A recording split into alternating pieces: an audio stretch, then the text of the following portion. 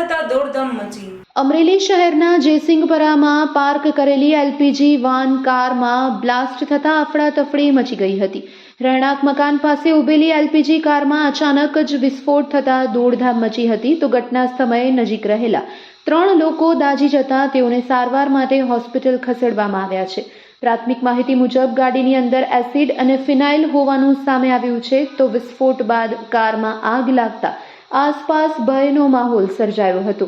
Fire officer એચ.સી. ગઢવીની આગેવાની હેઠળ fire ટીમે આગ પર કાબૂ મેળવ્યો હતો તો મોટી દુર્ઘટના ટળે તે માટે સિટી પોલીસ પીઆઈ ડી.કે. વાઘેલા સહિત પોલીસ સ્ટાફે તે સમગ્ર વિસ્તારને કોર્ડન કરી લીધો હતો।